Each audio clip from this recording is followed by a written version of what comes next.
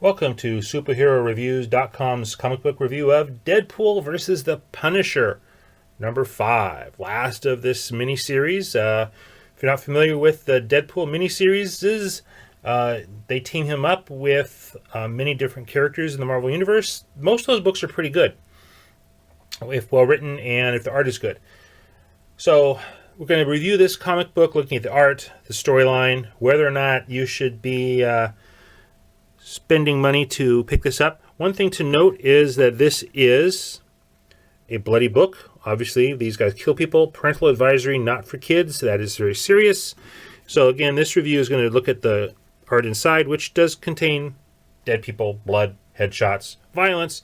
So if you're a young person, you should probably not be watching this, or watch it with your parents. So, Deadpool Punisher.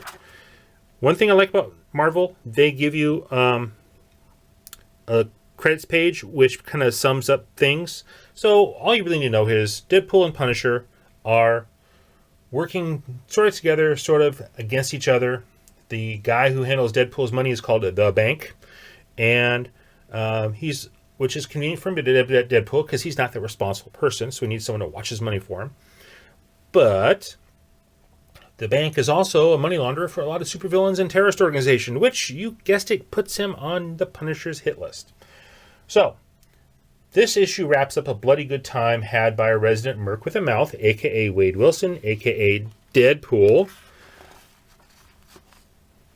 as he teams up with and fights with Frank Castle, a.k.a. the Punisher. In this concluding issue, we have our two serial killers in non-mortal combat. Hey, did Deadpool really shoot the Punisher? What? He shot the Punisher? Yes. Oh, mild spoiler here.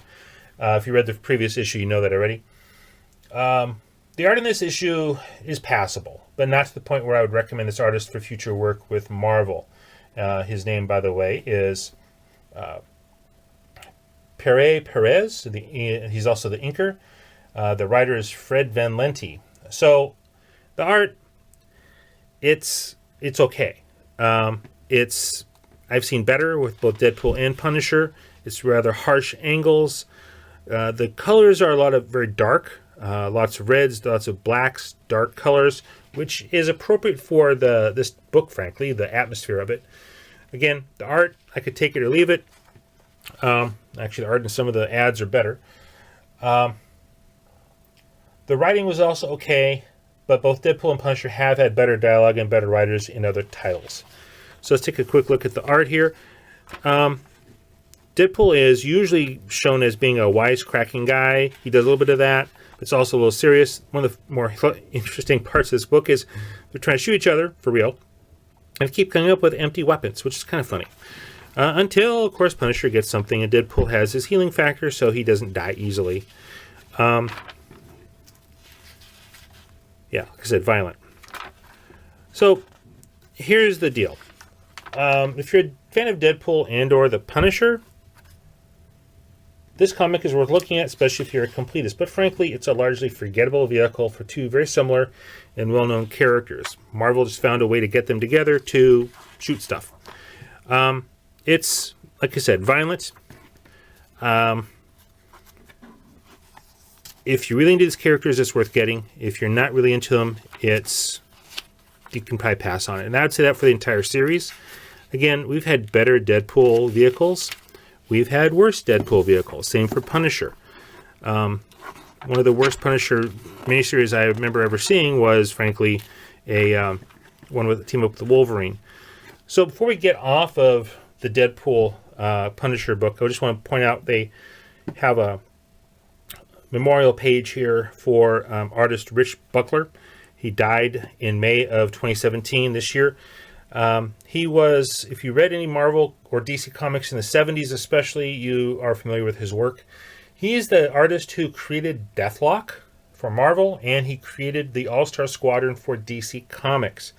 He passed away recently, and he did a lot of good work. I remember reading the comics that he drew back in the 70s when I was a youngster, and here's some examples here from the Thing of the Fantastic Four, Black Bolt, and Medusa of the Inhumans.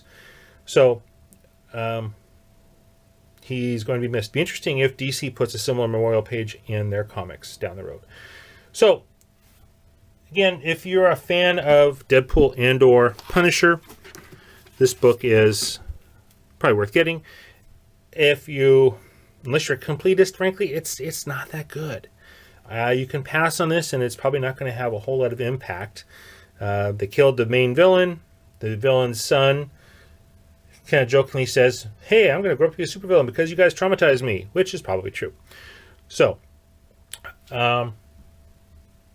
that's it for a review of this comic. Again, it's not a home run. It's not a total strikeout, but it's not the best. So, you might want to put your money elsewhere, and we'll go from there. So, remember to subscribe to our YouTube channel if you like how we review these comics, as well as like and follow on Facebook and Twitter, and those links are on our YouTube channel homepage. Again, this is superheroreviews.com, signing off. Until next time. Thanks.